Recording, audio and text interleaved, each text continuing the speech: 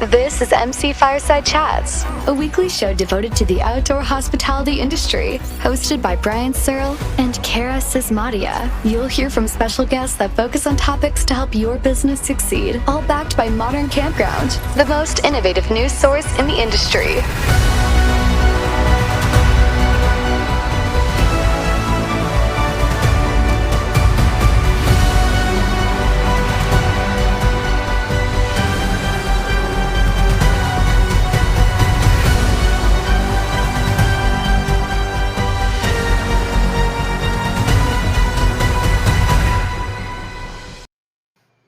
What's up, everybody? Welcome to another episode of MC Fireside Chats with our fancy new amazing intro that we have produced by sounds other than me. I'm kidding. It was just a voiceover someone did, but I did put it all together. Like, I've still got some of my editing skills available there. So we're super excited to have another show for you guys lined up here today. We've got Mr. Randy Hendrickson. I'm going to introduce him in a second. And you can be like, we actually, like, I built a fire for you guys. Head Park Workers, among his latest venture of 20,000 things that Mr. Hendrickson has done over the years to participate in our industry. And so we're going to talk about a little bit about building your team today. And traditionally, I think that, and we'll go much more in depth into this, but traditionally when you talk about building your team, a lot of people think that it's just employees, it's who you're hired to run your day-to-day, or the work campers that come into your park and all those kinds of things. But I think what we really, and this is, I'm a big believer of this already prior to having Randy on the show with my own company, everything that could be the success of your business, from the time that you put that shovel in the ground, or you hire the contractor, or you're working with the permitting teams, or you're hiring people to lobby the government or whatever, is all part of your team, all the way through to the time where you retire or you start or whatever you do. So super excited. I'm going to let him introduce himself in a second, but as always, we are multiple different Facebook channels. If you have a comment, leave it on the chat on one of the Facebook pages. We can bring you on, ask Randy, interact with all that kind of stuff. Super excited to have Darryle here, the editor of Modern Campground. And then Cara's here. She is here. I made it. I made it. You made it. I made it. I apologize, guys. Intro, Cara. That's the most exciting part of the whole show. I know. I apologize. I had nothing but tech issues. I've been running like a chicken with my head cut off all morning. Nothing would work for me, but I'm here now. I'm only, a couple minutes late. Apologies. Yay. Apologies. Hi, gentlemen. Happy to see you all. Hey, Cara. All right, well, Mr. Hendrickson, you want to introduce yourself? Sure, why not? Thanks for having me on, guys. Really appreciate it. And Darryle, I'm going to say it once again, buddy. I really want to trade hats with you. I tip my hat to you. We can trade. I like Next time we see each other, we'll trade. Yours is cool, man. I want yours. We'll trade. That's good. My name is Randy Hendrickson. I've been around the industry since the Earth first cooled. First plant life appeared. So I guess 27 years or something like that. It's an industry I've just been passionate about from day one. I got into the business quite by accident. It's the best thing that ever happened to me. This industry has been nothing but good to me. They're phenomenal. And I've had the great fortune of forming Horizon Outdoor Hospitality Group about 18 years ago, which is now owned by the legendary and epic Mr. Scott Foose, although he'll never take a bow for his greatness. I'm here to Who crow we wanted out. to have on the show today, by the way. What's that? Working really hard, much harder than we are, obviously.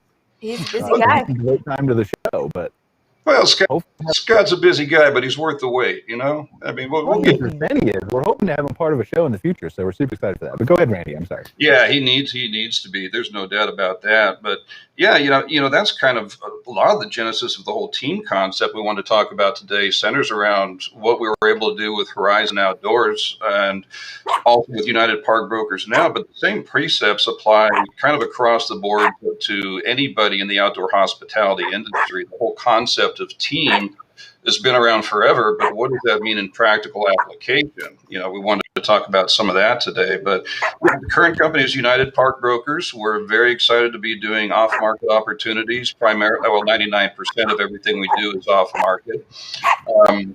We just recently closed a $22 million sale. That was a nice one to get in the bank, which is good for everybody, buyer, seller, and all concerned.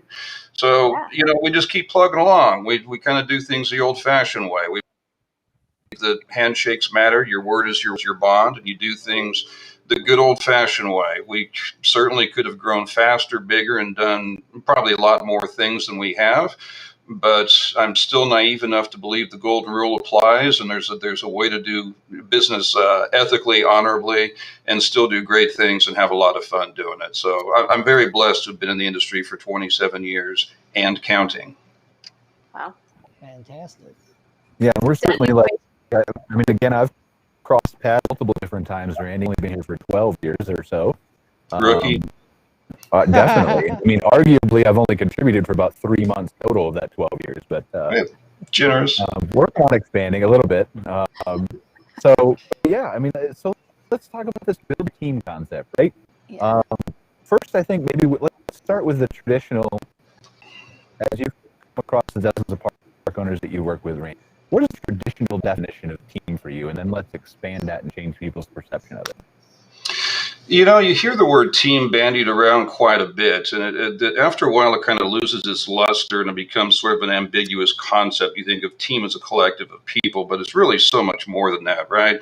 I mean, if you're going to develop a park, or if you're going to buy a park, if you own a park, and Cara, you know this so well. I mean, as a former camp operator, someone's got to have the vision, and that person's at the top of the spear, basically, right?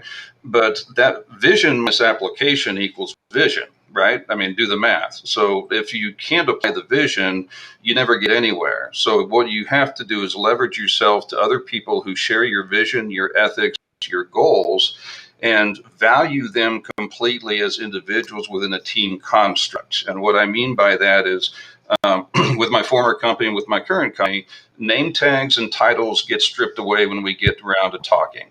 Because if the person at the top of the pyramid is not listening to what their team members are saying and contributing, you're turning a deaf ear to momentum, progress, fine-tuning your processes, everything. Sometimes the best information an owner can get is from the people who are in the trenches, checking people in, unplugging a sewer line. What can we do better? And you throw away all egos and everything in the interest of making those people feel empowered and part of a decision process. Just one step further, if I may, you know, in this now, everybody is competing to find talent, right? I mean, it's a hard market right now to find good people. Right. Well, if you're off $10 an hour and somebody else is offering somebody $10 an hour, isn't a great value add to be able to tell that person, well, yeah, dollars are dollars, $10 is $10, but we'd like you to be a part of a culture that we've created here, of a mission to provide excellent service, to value our guests, to be involved in our decision process, take authorship and ownership of the direction of the business. When you've done that, you're able to recruit better people, and you build a team of mutual respect among your coworkers, all aligned on the common goal. And that, quite frankly, my greatest joys in this industry has been in being blessed to have some of the best talent in the world, but knowing that I learn from them each and every single day. So vital. You never stop learning. But when you can find a collection of people like that focused on a common goal, guess what? Your idea or your vision just became in firm focus towards a tangible end result. Well, and I think, sorry, Brian, No, apologies. go ahead. I was just going to say, I think it's incredibly valuable what Randy's saying specifically about empowering your team to contribute to your vision, because your vision might be something now, but a year from now, or 2 years from now, or 10 years from now, it's going to shift and alter and grow with the fundamental business model and all of the things you do every day. So those frontline folks, those guys at the front desk and the folks working with the kids groups and doing your entertainment, all that stuff contributes to growing and shifting that vision over time. And I absolutely believe it is an employment benefit to a lot of people to get that kind of rewarded feeling that they've contributed to the overall success of your community that you create within your business. I mean, there are so many things back here, right? I mean, we're going to tackle them one by one here, but for me, just being a business owner, right? Obviously, I don't own a campground, but the same kind of principles apply to me when I'm looking for different people. If you look at a campground specifically, at what we were talking about with employees, and Randy's brought up, and you brought up, Cara, these are your ears to the ground. Like, there's and correct me if I'm wrong because I've never owned a campground, but there's a mindset maybe among not just campground owners but business owners in general that you have to have a tangible what is actually making me money, and so that is the site rentals now, or the camp rentals, or the items in store, or the extra cost it might play to play miniature golf or whatever else like that. And those things are very correlated in your bottom line and your account, and say these are things I need to focus on because they clearly lead to profit, to more revenue, to more happy guests, to whatever. But when you're talking about the impact of those people on the ground, they're impacting bottom line, just not in a tangible way. And so if you start to refocus and think about that from two different perspectives, obviously from a guest satisfaction perspective, of these are the people who are talking to them, and it's their tone of voice, and are they happy when they come to work, and how do they look, and what are they wearing, and what's their attitude like, and how quickly are they moving, and are they walking, running, or all those kinds of things contribute to perception, which lead to maybe they want to stay an extra night, they buy something extra in the store, maybe they tell their friends that their friends come camping. Go ahead. Yeah. I was just going to say, sorry, Brian, I completely agree. I think it's part of the reason that the businesses in this industry are incredibly difficult to value, because so much of what a certain owner brings to a business model, or a certain team member brings to a business model, creates success for that business that isn't measurable, and or I shouldn't say isn't, but is more difficult to measure in dollars and cents, which is what we look at for when we're putting valuations on a lot of these operations. But then also just you could argue that every operator is different, and every manager is going to have a different idea of what where the vision should go, and all of those things will very likely impact the bottom line and the value of the business as a whole. And so I completely agree with you. I went through this when I was a campground owner. We had our business appraised, and the appraiser said to me, I would argue that you bring a value to this operation that not every buyer will be able to do. So it's really difficult to attach a dollar value to that kind of commitment, not just from an owner, but from every single one of your staff and team members, and then extending that out to who your partners are, who's your accountant, where you're getting your legal advice from, all that stuff. Well, and here's a thing that I would love to share that I think just makes a lot of sense. Sometimes as owners or managers, we get so involved in the day-to-day, and I've got to order this or check in these people, and you get focused on the mechanics and not the overall lofty goal. And my favorite interpretation of this, I've for better or worse, I tend to go to analogies. But when you think of the world of marketing and how somebody's going to get to your park, think of it as a dartboard. So the outer rings are going to be all of these things you do. It's a website, it's descriptions, it's photos, it's this ad, it's this banner ad, it's this placement here. And what are you doing? You're telling a story. You're building anticipation in the consumer's eyes of what they will experience when they get there. You're selling an experience, right? And so as the dartboard gets narrower towards the bullseye occurs at check-in. If your front desk staff is more of a concierge than an order taker, that's tangible value. And what I see a lot of times when somebody's evaluating a property for acquisition, they'll start looking at payroll as the first thing that they want to maybe cut. Well, that's not really a good idea, because let's face it, if you put yourself in the position of the guest, we as consumers want to go to a place where we're appreciated and acknowledged for contributing to that business's success. Doesn't mean bow to it. Doesn't mean that at all. It just means acknowledge me, right, as a consumer spending money with your establishment. So if we don't do that in a hospitality business, we failed. And that's why I say the front desk is the bullseye. I would argue that the front desk personnel should be paid far above the replacement wage, right? I mean, some people evaluate things as, well, if the market bears $11, I'll pay $11 an hour.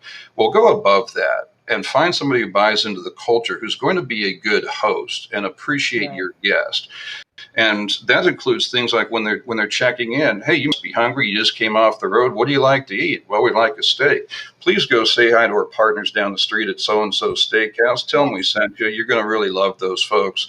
Now, I'm going to go to a place like that every time. it may not even be the best park in the market. But if they're selling an experience and a hospitality thing, I would make the argument again, if you tell the story about what your park is, and when the guest checks in, they don't find that, or somebody just says, yep, $39.95, have a good night. They're processing a transaction. They're not being an outdoor hospitality professional. So my strongest admonishment, pay your front desk staff really well and teach them to be hosts. When you do that, you'll have repeat guests. You'll have positive word of mouth on social media. You'll extend a stay, right? I mean, did you know there's a flower festival coming up on Monday? How about we kick you out for another day so you can experience that? By the way, we got a shuttle to get you to and fro. I'm going to stay another day. Yeah, I think it's really interesting because we're seeing this shift to automation, which has so many wonderful outcomes for our business in terms of saving us manpower and all of those things. And a lot of our guests want to be able to streamline that process and all of that. But it is contributing to this feeling of kind of disconnectedness and also kind of frees up. I would challenge that operators could use that freed up time, that we're not answering the phone as much and we're not swiping credit cards and however they do it these days. We're not spending time doing those things, which I would argue frees up a lot of our personnel to be delivering those kinds of really personable, hospitable, connected interactions with your guests.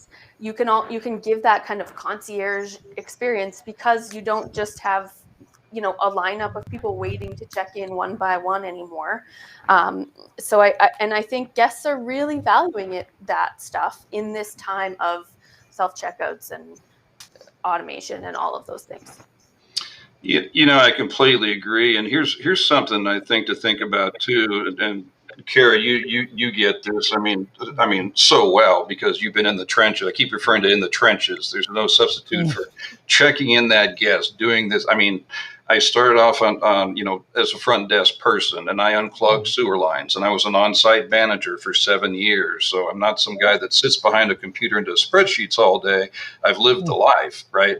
And so that makes a difference when you've actually done this thing. Nothing like real in the trenches experience to get this done. But, when we're thinking about the team and the whole guest experience thing, I would argue the following. When you think of your team, think not only of your team of the people that are working with you, not for you, working with you towards your goals with the property, but expand your team to include outside vendors in your area. It's what we refer to as selling the zip code, okay? Because if you're coming off the road and staying with somebody, yes, your park needs to be well amenitized. It has to have good things that will make them happy while they're there. But, oftentimes that's their base camp and they want to see other things in the area. If you expand your team to local businesses, you've just increased your amenity pool by adding a museum, an amusement park, a bowling alley, a steakhouse. It didn't cost you a penny to have that amenity on your property, but by networking relationships with local businesses, you sell the zip code. And to take it even a step further, if there's a golf course nearby, do a stay and play weekend, package the green fees in with a 3-night stay. And what do you get? You're kind of being a concierge and a tour director, providing the zip code experience, again, selling the zip code. And when you think about it from those terms, you've just added all these multi-million dollars worth of outside businesses to your team. You've just expanded your team by networking with local businesses. Totally. And it works. It also motivates the folks around, the businesses around you, to be excellent and to give great experiences. The more dollars you're sending their way, the more the greater they can be too. It's a really collective impact. Well, and that cross feeding too, right, Cara? Because when you're sending business to a local businessman like you, they're trying to make a living. You're trying to make a living. Yeah.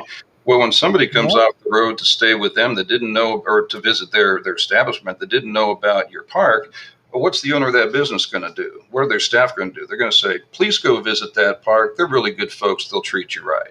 So Absolutely. Now you've got a referral network on top of everything. I mean, you talk about a no-brainer win all the way. And Cara, to your point, if you can automate some of this stuff to free up some of your time as an owner operator or as a manager, use some of that time to network with other vendors in your community, other businesses, build that network, sell the zip code.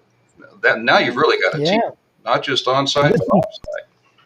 It can also have broader impacts with your county, your municipality, your town, all of those things. Now you're 10 or 15 small businesses working together. You have a collective interest. You have a significant impact on the tax base. You have a bigger voice together. All of these, it's kind of just that snowball of stuff that is positive for you. And you know what's so fun about that whole thing? What have you done in the process? You're having fun and uplifting the guest experience. You're doing what your goal in business is. Provide a great guest experience, a great place to stay, a wonderful, wonderful experience in your zip code. And you're raising up everybody. It's not only good business, but it's kind of what this industry is about, which is working with one another, uplifting all. Right? Everybody benefits when we all work together. So why not be an integral part of your community, big or small? Participate. The results are tangible. Well, this is not hard either, right? So there's two pieces to this. We shift back just real quickly and briefly to the employees who are your ears on the ground. And I apologize if I missed this. If you guys covered it, I had to walk away. Instacart showed up and delivered my groceries. Oh, nice. Terrible timing. Automation. Right. Yeah. Automation, baby. But your employees who are hearing what your guests are saying, what kind of outside amenities that they're asking for, what they're looking for, improvements of the campground, whether your rates are good or bad, like all those things contribute to how can I improve my campground, make it better, and thus increase my revenue, my bottom line, make everybody happy, all those kinds of things. But they'll tell you the same thing about the attractions and vendors that they want as part of your outside community. If you hear like comments about, well, I wish you had a miniature golf course, and you can go partner with a local miniature golf course, problem solved. Just like Randy said, you don't have to have any investment in that. Yeah. And it's not hard for people to do. I think one of the things we consistently hear all the time, or at least I used to, and it kind of goes to the same reason that, you know, Southeast Publications and AGS make these maps and they have salespeople that sell the ads, because a lot of owners are kind of hesitant to get out there in the community, and whether that's a nervous thing, or whether it's a time thing, or whether it's a reason, right?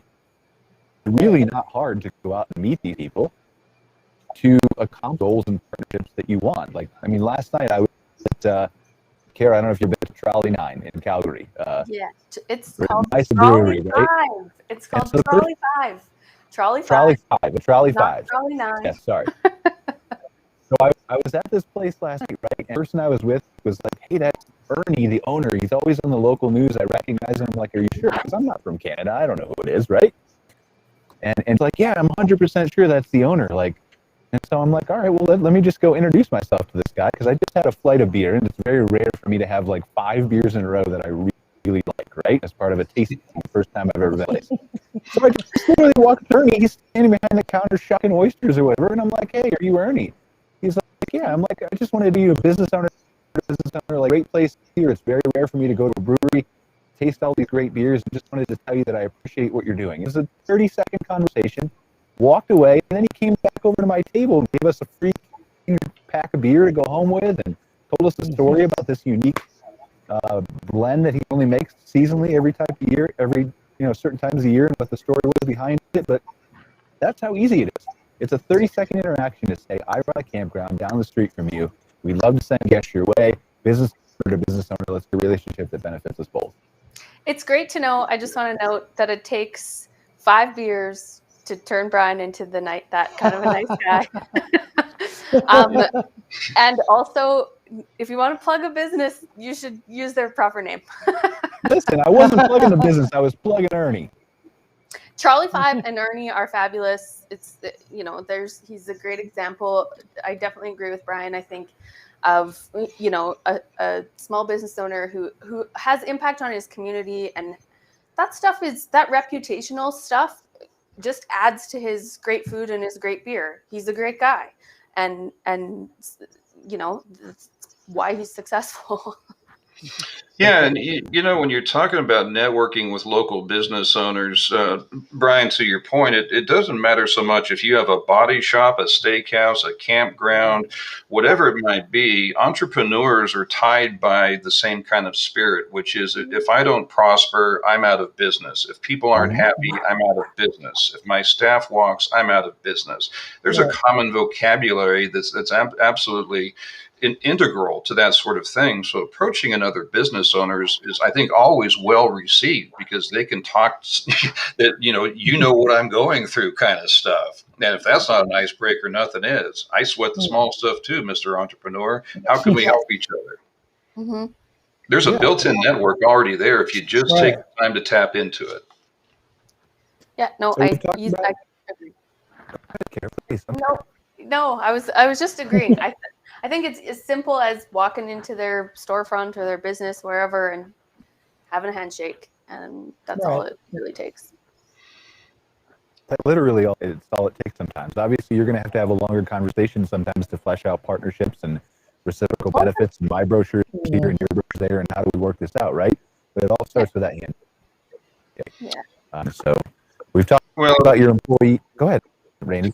Yeah, no, that's fine. I was just going to say that it all ties back into the team thing, which is kind of what we're talking about here, because, again, we all get so busy, right? We've got things we have to do right now that sometimes you kind of get lost in the minutia without focusing on the macro, on the bigger picture. So I hope the overall takeaway is that your team isn't just you and your professional team, like your accountants, your lawyers and whatnot, which are absolutely indispensable. I mean, huge part of your success. You've got marketers too, Randy. Don't forget about marketers. Well, sorry, marketers too. Yeah, I'll send you the check. I'm sorry, I omitted that. But the whole concept is no one's an island. And as a business owner, your inner circle, going back to that bullseye thing, I guess, is your team. That's your staff, your employees, and what have you. But building your team outside of your property boundaries, right, into the local community, like we're talking about, isn't that another form of team building? You're building a team of fellow businessmen to everybody's benefit. Nothing wrong with that team. No, and that's why I wanted to. That's where I was kind of shifting the conversation back to the building your team. So we've covered the employees, who are your traditional definition of team for most people, right? We've covered handing that to local entrepreneurs and businesses in the community. Walk us a little bit through, Randy, because you've part of or worked with land development, developers, real estate. Where does that team start in the very, very, very beginning, as your definition goes, and then who's a part of it as you grow even toward opening your door? We go back to the whole team thing again, because again, vision minus application equals vision. We all have to start with vision. What I have seen over the years repeated so often is somebody thinking I've got to go it alone because I can't afford to hire third-party people to help me. Huge mistake. And here's some of the reasons why. Let's say you want to build a park. Well, you can think that you know the market demand and what the rates ought to be and what kind of amenities you can have, and maybe you're right. But you need a second check against you to do that. And so if you engage somebody to do feasibility study for you, the first objection is, well, what if it cost me $15,000 to get a feasibility study? Well, what if that feasibility study brings you another site or two into your development that you hadn't anticipated, and there's quantifiable revenue from that? Guess what? You just got paid to get a feasibility study. You need absolutely locked down accounting for campgrounds. And this is something I pound my stake in the ground, and Cara, I know I'm going to get an amen. But, accounting is not accounting is not accounting. It is not enough to say I made this and spent that. That's a big mistake. You have to really understand the constituent line item components. It's not just revenue. It's what buckets: daily, weekly, monthly, standard, deluxe, premium, park models. Broken out with occupancy by category, so you can track in real time how the property is performing. And the accounting thing is so vital, because if you're doing this well, you're monitoring your P&L on a weekly basis and not a monthly look back. At the end of the month, a look back is a look back. It's saying, well, that's what happened, and you can't do anything about it. If you're managing it in real time with live data, you're moving the data. Right. Yes, which is so vital in a business where we have significant seasonal impact. So Yeah. not just running 12 months of the year, you have arguably some of our campgrounds up here in Canada have 12 weeks.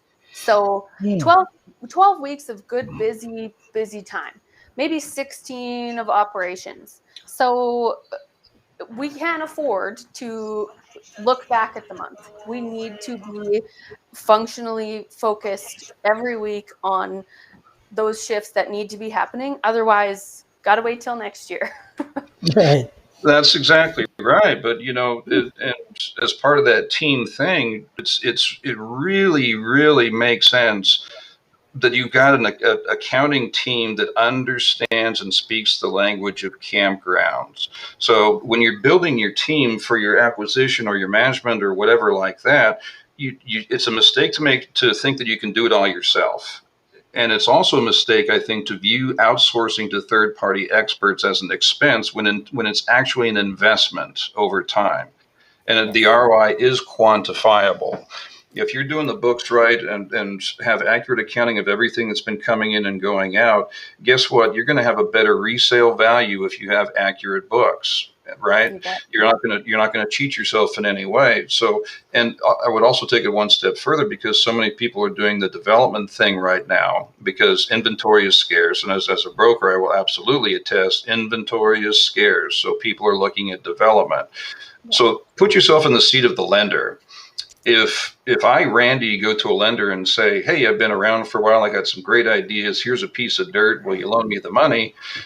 Number one, outdoor hospitality still isn't readily understood by enough lenders, although that's getting much, much better by the day. But now if you're the lender and I come to you and say, hey, this is my vision, it's been independently supported by somebody who wrote a feasibility study. Here's the data to support the conclusions. This is my campground specific accounting person who's assisted me in the preparation of pro forma that we think is attainable. What have I done? I brought my team, again, returning to team.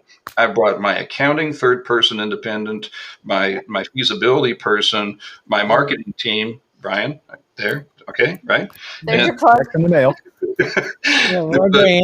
But as a lender, are you not going to be more receptive to saying this is not only a vision or a plan, but there are independent experts who are tacitly endorsing or signing off on saying, we too agree this is viable. Now I, as a lender, have a far greater comfort level with advancing those funds to get you where you want to be. Something with associations, right? So. I completely agree. I think no, I couldn't agree more. I really would love to see a focused accounting option for campgrounds here in Canada. I know when I first hired my accountant, who I came to really rely on, she had never worked at campground before, and so it took a lot of partnership and chatting things out together to really. And to be honest, a couple years of strategizing stuff and figuring things out, but she ended up being a really vital part of saving me money tax wise, and making suggestions for bookkeeping strategies that would help me use those weekly reports better and those kinds of things. So I think it's vital. I really would love to see more options up here specifically. Yeah, and I totally agree, Cara, and not to belabor it too much, but when you think in a universal, you're making guests happy with your on-site team, and that generates what? It generates revenue. Mm-hmm. At some point, you're going to be a seller, unless you're passing it down to your heirs. If you're going to be a seller at some point with your exit strategy in mind for when you want to exit, what does that come down to? Numbers. So in the center hub of this whole wheel of what we do, yes, we focus on guest experience, providing a good time, being a good base camp and what have you like that, translates to numbers. When you go to sell, comes back to numbers, right? So if your numbers are not locked down in campground specific language with campground specific verification of what these revenue streams are and how you track them, you can't just throw in a bucket and say, I made this and spent that. You're hurting yourself. No, I could not agree more. And I think even if your strategy now, today, is to leave your business to your heirs, that could change on a moment's notice. Yeah. And so getting those practices in place for a long-term kind of display of how your business has functioned is incredibly valuable, regardless of what you think is going to happen. Right. Makes you a better day-to-day operator, let alone a better seller. When you really understand your math and watch it on a weekly basis and can shift and adapt on the fly and pivot accordingly, you're just a better operator anyway. And when you're doing that, guess what? Better numbers. When it's time to sell or pass on to your heirs, stronger operating property. So it's just good business practice to get into. Seller-ready financials is what we refer to them as in trailing 12 months of performance, broken down by categories, income and expenses, tracking capital improvements versus repair and maintenance. There's 1,000 nuances, as we know, to the whole thing. But man, when you talk about team, if it was me, my center of the dartboard is going to be accounting. I'm going to start with that and build outward from the center, because without that, everything else you've done is kind of for naught. Yeah, I agree with that, and I think we don't want to get too far down the accounting rabbit hole because, as you said, there's thousands of different. And I think it's very clear that we probably need to do a separate show, either one or more industry-specific accounting. There are some vendors and suppliers out there, and maybe we have Randy back on to kind of go back and forth with them and just kind of talk about some of that stuff. But accounting is definitely a huge piece of that center of the bullseyes, like you're saying. What else are we talking about here, from like the breaking ground of the shovel if you're developing, or from the first time you take possession of those keys? Well, I think I don't know if I'm going backwards here, but I do want to say I think it's valuable to consider association membership as another arm of your team, from development, purchase, right up until sale. There are resources and networking tools and things available to you via your association that can really impact your business in a positive way, including, I've spent hours and hours of my life lately chatting with investment groups and developers who are anxious to get into the industry, who want to become members and don't even own parks yet. Those guys see that there's value in paying attention to what the industry associations are doing. Right. Well, and there's so many different values to those, right? Because it just, we're talking about Cara, you were CCRVC, the Canadian Camping and RV Council. Down here in the States, ARVIC is National Association, but there are benefits national and state associations too, because you're tackling different issues. California might be tackling California, or Texas may be tackling Texas, and ARVIC's in DC, or CCRVC's in Ottawa, right? It's Ottawa? CCRVC is set up a little bit differently. So all of our provincial associations are members of the National Association. And then our National Association really provides support to each of the provincial associations, some of which are really prolific and have large membership and staff of their own, and so they can handle stuff pretty good. But we do often at the national level provide quite focused support, not only provincially, but often regionally and things like that to members. So we are not just focused on the broad kind of national thing. We really focus on making sure we're providing services to members regardless where they are, whenever they need it. So I'm not familiar specifically with ARVIC's kind of model, but here it's certainly in Ottawa. We focus a lot of our energy in our nation's capital, chatting lots of politicians and doing lots of advocacy work to ensure that our industry both enhances its abilities for success, but then maintains that long term, and a lot of that comes down to policy and regulatory stuff, and so we work hard to impact that. Yeah, without a doubt. And to both of your points, and shameless plug, I guess, I was on the Camp Cal Now board for a dozen years. Talk about it. What's that? I was just going to bring that up and ask you to talk about it in the state, because you were the president. Go ahead. Yeah, it was, well, firstly, it was such a pleasure and an honor to work on that board for as long as I did, because it's, the great thing about this industry is when people give back freely of their time because they care about the industry, that's a fun group to be a part of. And the board has always been great about that with Camp Cal Now. And is to Cara's point, and I think is an incredibly valuable one. If I was going to build something in the state of California, I'd be talking to Diana Kelly, because even developers, consultants, feasibility people, whatnot like that might miss something. But the state association is marshaling all of the right resources from the people who are actually shaping things happening in that state where you want to build that park. And when you can drill into specifics and tap that kind of advocacy and expertise, you can really avoid a ton of mistakes, and I literally could cost you everything. Properly permitting your sewer connections and being a permitted campground able to operate lawfully, that's been an issue sometimes in California and other places as well. But the whole point being, when you can, again, leverage yourself and make as part of your team people with expertise in their state with their laws as they impact your particular park, whether existing or being developed, you really have to leverage those assets. Absolutely. And so I would argue that being a member of to Cara's point as well, being a part of your association, whether it be state or national or both, that's a great part of your team as well, because that's a great cross-check. The state will often know today what's happening that will impact you tomorrow before anybody else will in the industry. They're bird dogging that. That's what they do. Huge part of the equation. Big believer in the associations. Absolutely. So we've got feasibility, we've got accounting, we've got associations, and then we're going to talk briefly about some of the other areas that I want to dive into as far as suppliers and team members in that regard. But I think there's a difference here that probably, Randy, you and I both share an opinion on. And there are certain vendors that have it, and certain that don't. We're certainly not going to name names or say who we think is better than, or right. There's no place for that on shows like this, from my opinion. But you will notice that as you start to work with people in this industry, there are people who will be that vendor or supplier in that specific niche or area for you.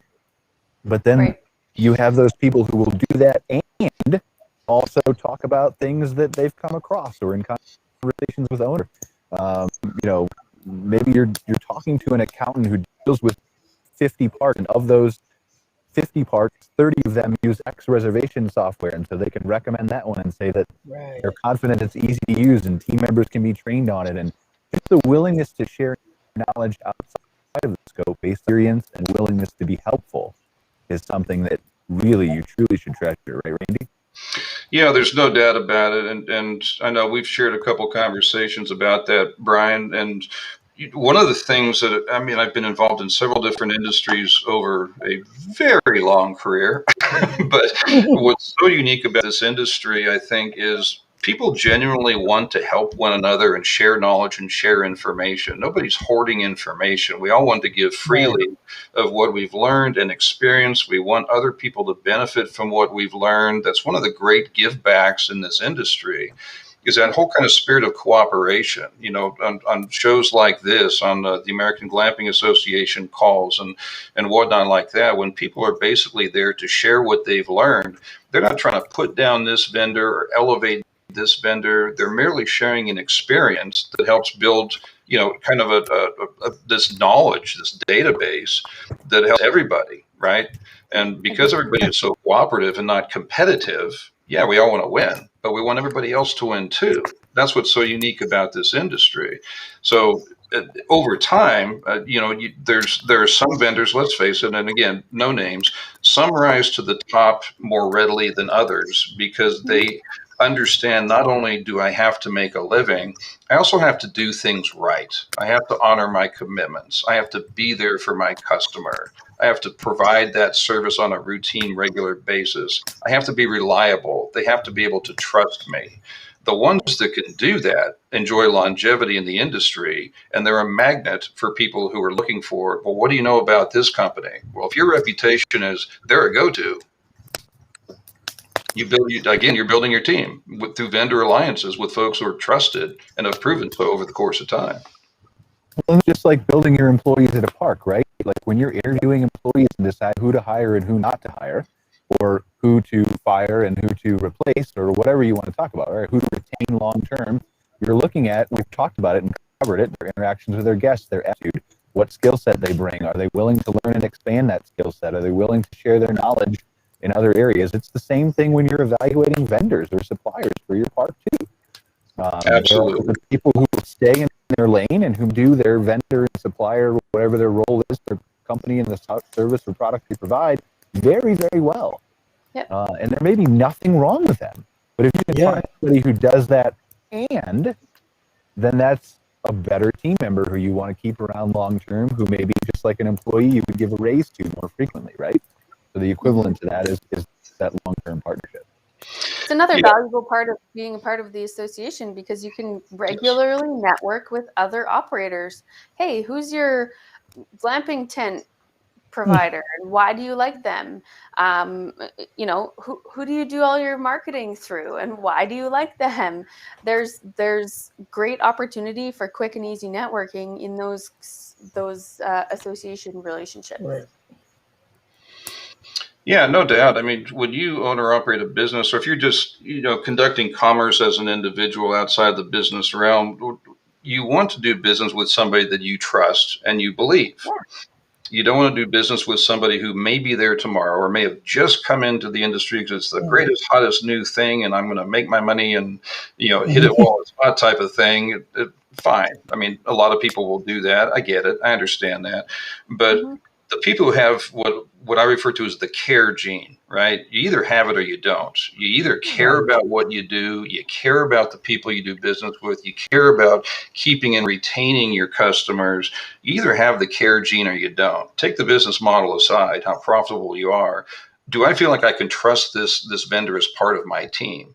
Those, in my estimation, over the 175 years I've been in the business, I guess now, you kind of come to the point where you have to rely and trust somebody. Do I believe in that vendor? Then they're a part of your team. To your point, Brian, a huge part. Easy to discern this, right? Very easy to discern the people who have that care gene. It seems like it's hard or it's difficult, but at least for me, I think it's really, really easy to spot these people because they stand out like as a bright light. The best part about it is you can change your mind. Someone else who has more integrity or is more trustworthy or whatever else might show up, and because you have business autonomy and the ability to make your own choices, you can change your mind. You can switch to somebody else, and again, that speaks again to the value of staying on top of stuff, paying attention to what competitors are doing, paying attention to what products are available from those suppliers. Maybe somebody comes out with something new, and you've been with these guys for 10 years, but you don't know about the new stuff because you didn't pay attention. Like there's staying informed is valuable. One of the best things I ever heard as it relates to employees is hiring is guessing, firing is knowing.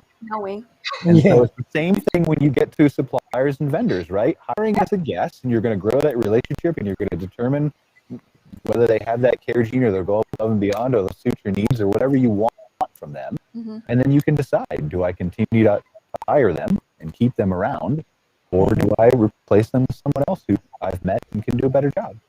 Yeah. We can speak with our dollars always. Oh, yeah, absolutely. I have to share my little pet peeve department, if you will. One of the ways that I can really tell if somebody's engaged in what they're doing or if they're just a hired participant, if I hear the words "no problem," I blow a gasket. I'm just saying, right? If you're checking into your part and you have a front desk person to whom the customer says, "Well, thanks a lot," and your front desk personnel says, "No problem." Well, what is providing a service could have been a problem for you? Can we talk about that? If, however, they say, "It's my pleasure. Is there anything else I can do for you?" They're an engaged person as part of the process. It's no different than with vendors, by the way. I'm ordering $3,000 worth of this. Well, thank you for that. Yeah, no problem. Well, what could have been a problem about offering your service? Help me out here. If you say, "It's my pleasure." I'm happy to speculate on that. I have a really imaginative path I can take down, as Cara knows, that we can create problem scenarios. But go ahead, Randy. We should probably focus on. Oh, no, there's no need to do that. I've been bloviating long enough. No, well, I have to say, I think it's incredibly important that you bring this up because I think we can get into that repetitive kind of corner we're painting ourselves into, where you're kind of robotically checking someone in and yeah, no problem, and you don't even think about it. But people do pay attention to language and body language and how you're interacting with them, and that stuff can have a big impact too. It's small things like that, are incredibly valuable in team training and stuff like that to just bring up and make them be conscious of. Yeah. It goes back to the culture too, right? Yeah. So you're talking about wanting to come to work, enjoying it, having a smile on your face is not just how you make. It's what that culture. Like, I'll put Darryle on the spot because he's been kind of quiet here, right? And make backfire on me horribly. But Darryle's been working. How long have you been working, Darryle, now? 2 months? About 3, yeah. About 3. So what's your perception of the culture of Modern Campground? Oh, great. Well, Modern Campground literally just started, right? Brian, plug your ears so he doesn't have to make a biased answer. There. Oh. I really research this. You can say whatever you want, Darryle. It's fine. I want you to be honest, but give your perception of it. Modern Campground literally just started. It literally just started. So I feel like we're building the culture of Modern Campground. I'm part of one of the people that start to build the culture of it. So, and we want to build it right. We kind of want to build it on the heels or right beside your other company, Brian, Insider Perks, which has an already established culture, and we kind of want to rub off that, So we want to keep that positive mental attitude. We want that care gene that Randy has been talking about. That is super, super important. That is absolutely important. And we try to find that with the people that we hire and the people that write for us and the people that they really care about campground owners and about the associations that are in there, and RV park owners as well, and basically all the news that come in. So we're building a culture of care, which is very, very important. We want to build on that as we grow continuously, with Brian's guidance and assistance and wisdom. So that feels like sucking up. Yeah, now. you're not getting a bonus for that, but seriously, so it's that, but it's also the trivia that we play every single morning. It's the trivia games, it's the laughing, it's the gifts, the banter, it's the jokes that we tell. It's the right. What was I talking about last night? I was posting the Ted Lasso gifts. If you haven't seen Ted Lasso, it's on Apple TV. Fantastic show about a soccer coach. But anyway, the thing in the beginning, right? A crazy dance party with his team, and it's laughing together, it's smiling, it's showing them that you appreciate, that you're willing to borrow from Randy, to get into the trenches with them, and to be a part of them. Right. I'm not a boss. I work for you, Darryle. I work for everybody who's on my team. Oh, that's true. For me. Right. And I work for everybody that writes under me. So that's kind of like but how I will it say, you do complain about it a lot. Who? Every time Brian, every time I ask him to do something, he's got some sort of issue with it. Because I enjoy seeing the back and forth and pull and tug with you. But you basically, I figured that out. You're very demanding. Just to be clear, because you always want to push that association forward and do things that no one else is doing, which I think is fantastic and amazing, and I love being asked that. But I only have so much time in the day. Yeah. No, I know. I'm bugging you. Listen, my point was I'm also complimenting you is what I'm saying. I appreciate it. My point was mostly just that I agree with you. You do get in the trenches and jokingly complain about it or whatever, and that's appreciative. I'm very appreciative of it. But I think that's how or why companies like yours have risen to the top, right? You can sit all weekend and rebuild my web pages, whatever. Everybody's going to do that.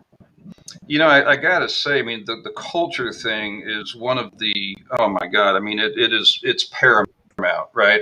So true story, Horizon RV Resorts, later Horizon Outdoor Hospitality, now Horizon Outdoors, began at a Burger King in Gila Bend, Arizona. I was sitting with Beverly Johnson and her husband, Jeff, and we were talking about what this management company ought to be. We did not begin with pricing. We did not begin with services. We began with what is the company we want to be? What is our vision for the ethics of this company? What are our founding principles? How do we want to be perceived by our employees? We began with that. Without the culture, nothing else stands. That's the foundation upon which everything is built. Every decision you make, every vendor you engage, every employee you retain, every decision that you have to come across in your business, who are you as a person? Are you reflecting that culture outward? Are you attracting people who embrace that culture? For me, any business that's starting out should begin with that. More than what can I sell it for? How many people will be there? What is the culture of me as a business? What is my identity that I want to surround myself with, who understand the culture and the values that we have? And we have been saying it at Verizon for many years. Scott and I would talk about it many times. The culture of the company is never for sale, ever. It's never compromised. Come what may, we lose or draw financially, the culture is not for sale. We will not compromise who we are and how we do business, period, ever. End of story.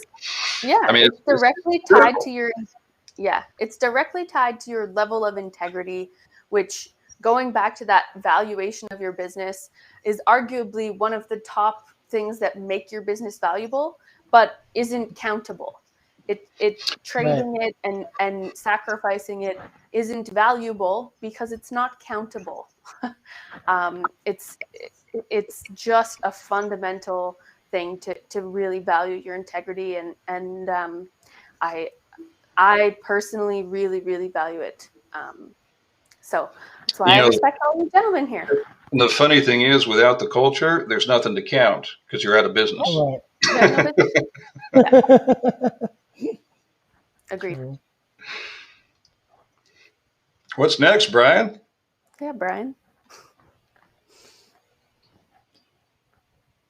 I think he's frozen. You look like a wax painting, Brian. Yeah, it's wax figure. Our tech wizard has a frozen screen. Yeah. So, Randy, I guess I'll ask you. I'm excited to see United Park Brokers growing and doing so well. And I know we haven't really talked much about it this episode, and maybe Brian didn't want to, but I just wanted to ask you about United Park Brokers and give our audience a little kind of rundown and spiel about it before the show is over. Right. Yeah, sure. Thanks. United Park Brokers kind of comes out of being in the industry for so long as, managing properties and doing feasibility stuff and whatnot. You kind of get a feel and a rhythm for how these things ought to transpire, right? And so the whole idea with UPB was to take kind of that same horizon culture, if you will, about doing things right and honorably and honoring your words and caring about your customers. It's no different in the brokerage world. It could be a large transaction, small one. You have to treat parties with respect. You have to value confidentiality. If you don't earn the respect and trust of your clients, you're not selling anything. And I prefer to say we've never sold anything. What we've done is presented opportunities for consideration. We're not yapping away and sending pretty pictures of this and, oh my God, you better buy it, playing sales games. Basically, like, we're an interpreter and we're presenting opportunities for your evaluation. Guess what? It seems to work. And it just goes back to, again, culture. How would you want to be treated? That's what we do. And so, we're very excited. We're moving into Canada. We're going to be a CCRPC. And everything I've understood of the Canadian market via Cara and a few other individuals with whom I've connected up there seems to be that Canada is on the cusp and it's a wildfire getting ready to go. And we want to be a part of that. And it just occurred to us that as a brokerage, if we could expand beyond just selling stuff and help new owners understand what is this outdoor hospitality business. And here are some vendors with whom you should probably align and be part of their success team, get them off to a fast start. That's a better way to conduct business about selling parks, right? If you can actively care about their success and provide resources to them to be successful in a new endeavor, again, it's never about cashing the biggest checks. It's about providing the Yeah. best service for the most people and sharing some industry knowledge. And that's just a joy. It's a pleasure. Yeah, no, I have to say I'm incredibly excited to see UPB join us and help to continue to grow things up here in Canada. We certainly have some site inventory issues, so you know, adding some new parks would be incredibly valuable for our industry up here. I know there's a ton of appetite to do that, so I'm excited to see those kinds of things, projects and things happening. But again, you know, I think United Park Brokers is a great example of a really wonderful partnership with tons of integrity, and you know, connecting with operators is going to be incredibly valuable. Thank you. I appreciate that, Cara. Thank you. And, you know, it's really a punctuation point in the entire conversation, these and many more, which is this industry legitimately cares about each other doing well and wants to be helpful.